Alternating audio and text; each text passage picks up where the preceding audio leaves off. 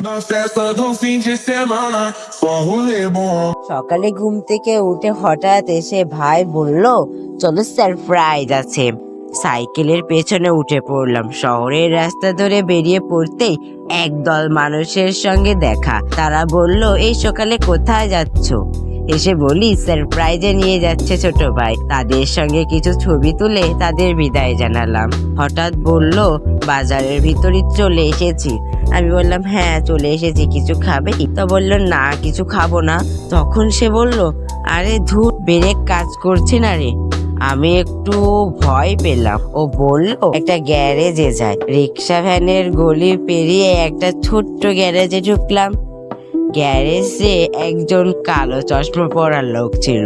বলল, দাও দেখি, ঝালাই করে দিই। কয়েক মিনিটেই ব্রেক ঠিক করে দিলেন। ভাই বলল, আমার কাছে তো টাকা নেই, আমাকে টাকা দে না ভাই। আমি ওকে 20 টাকা দিলাম। চল এবার শুরু হোক অ্যাডভেঞ্চার। তাই বলে রওনা করলাম। সাইকেল আবার ছুটছে। আমি একটু রিল্যাক্স করছিলাম। হঠাৎ দেখি ভাই হ্যান্ডেল ছেড়ে দাঁড়িয়েছে।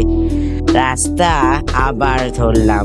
চারপাশে গাছগাছালি, ঢুকে পড়েছি গ্রামে। বাতাসে ধুলোর গন্ধ। একটা মানি প্ল্যান্ট গাছে চোখ পড়লো।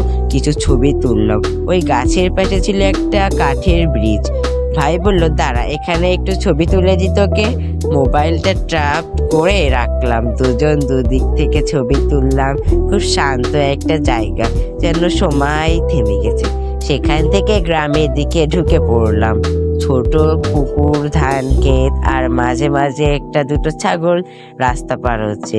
বাতাসে হালকা শীত আর পাখিদের ডাক মন ভালো করে দিচ্ছে। মাঠে গরুরা ঘাসও খাচ্ছে। কি সুন্দর যে দৃশ্য! আমরা কোনো কথা না বলে শুধু চারপাশে তাকিয়েছিলাম। আমি বললাম, এই জায়গাটা মনে রাখবো আমি অবশ্যই। হঠাৎ ভাই বলল, চোখ বন্ধ কর। আমি বললাম, কি করিস? আমি পারবো না। সে কিছু বলল না। আমি চোখ বন্ধ করলাম একটু পরে। এবার বলল, খোল। চোখ খুলে দেখি সূর্যমুখী ক্ষেতের সামনে রাস্তা। সেই রাস্তার উপর আমাকে দাঁড়িয়ে রেখেছে। হলুদ রঙের গন্ধ, চারিদিকে সূর্যমুখী। আমি তো কবিতাই গাইছি। একটু ইগনোর করো বন্ধুরা, যেন একসাথে তাকিয়ে আছে। আমি বললাম, তুই আমাকে এটা দেখাতে এনেছিস?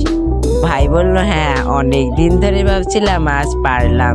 আমরা ছবি তুললাম, কিছু কথা বললাম, নীরবতাও ভাগাভাগি করলাম। সেই মুহূর্তটা যেন অন্য কিছুর চেয়ে বেশি দামি ছিল। এক সময় আমি জিজ্ঞেস করলাম, তাহলে চলিস? সে বলল, না, এখনো সারপ্রাইজ আছে। আমি তো অবাক। বললাম, সে আবার কি? চল দেখা তাড়াতাড়ি, বাসায় যেতে হবে তো। কিছুদের গিয়ে দেখি নদীর ধারে একটা পুরনো ব্রিজ। ব্রিজটার এক পাশে একটা ভাঙা ফেরি। ভাই বললো, এই ফেরিতে উঠি। আমরা ধীরে ধীরে ফেরিতে উঠলাম। উপরে উঠে দেখি দোতলা আছে। সেখানে দাঁড়িয়ে চারপাশের দৃশ্য দেখার ইচ্ছা করলো। ভাই ওঠার চেষ্টা করলো, কিন্তু তখন সে পড়ে যাচ্ছিল। তাই আমি ওকে ধরে উঠালাম। কি একটা হাস্যকর ঘটনা! তারপর আমরা আবার সাইকেল চালিয়ে ফেরির উপরে খেলা দেখাচ্ছিল। দাঁড়িয়ে চালানো, এক হাতে ব্যালেন্স, ইত্যাদি ইত্যাদি।